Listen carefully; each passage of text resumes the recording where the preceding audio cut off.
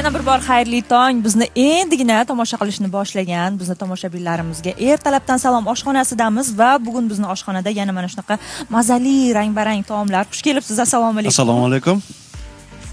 Mana xudo xolisa bugungi taomimizni hammasi barchasi bilan tayyorgarlik jarayonidan tugatdik, ya'ni o'tdi. Mana Sezar salati. Bu Sezar salatimi? Da, Sezar salati lavashli nonning ichida. Hadi salatni o'zini yurasizmi? Antiqa narsa ham yeyish kerak edi. Juda ham chiroyli. Bunimizni mo'jiza. Salati ichida barcha vitaminlar uyg'unlashgan. Sabzavotlar ertalabdan yengil, yengil da, foydali. Ketsa ham bo'ladi. Mana bunimizni Quvnoq qanotchalar. Yo'q, bular siqilgan qanotchalar. Nega endi? Bechoralar siqilib qolganini qarang. Nega? Kim yirgan mani qarab turibdi-da. Bu faqat yeyishdan boshqa hech narsaga yaramaydi. Da. Bunimiz ham antiqa usulda pishirildi.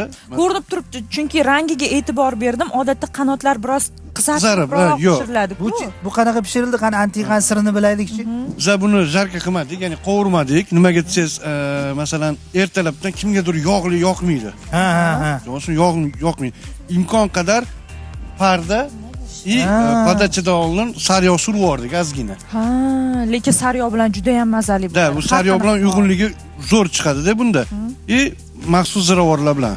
Demak, oldin tovuqni bug'da pishirib olamiz, to'g'rimi? Bug'da pishadimi? Da, bug'da.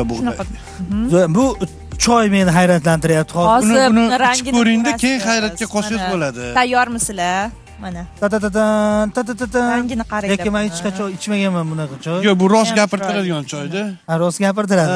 Bu Mashrab akaga shart emas, boshqa boshlovchilarimizga beramiz uni, lekin juda ham chiroyli rangi qarang. Mazasi ham zo'r ekan. Albatta tayyorlab ko'rish kerak. Bunga nimalar solasiz ichiga? Xo'p, bunimizda koritsa, apelsin, miyata, limon o'zimizning gulimiz bor. Mana shu maxsus guldan rang chiqadi, to'g'rimi? Hech qanaqa ximikat yo'q. Qo'shilmaydi. Bu hammasi tabiiy. Nomi bo'lsa kerak, teletomoshabinlar ham balkim uyda uy bekalar tayyorlab. Buni nomini to'g'risini aytaman, nomini hali o'zim bilganim yo'q, lekin bunga choyim o'ziga nom qo'yganman, Anchay deb. Anchay? Da, antiqa choy. Qisqartirilgan. Anchay. Qo'y, hammasini qisqartirib ketyapsiz, ovqatim qisqarib ketibdi o'zi.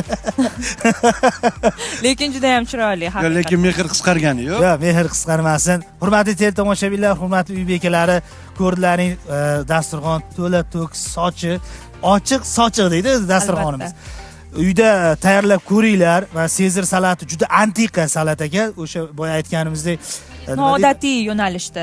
Xamirni, lavash xamiriga o'ralgan holda salatlarimiz mana quvnoq qanotchalar, siqilgan qanotchalar hozir biz buni yeymiz.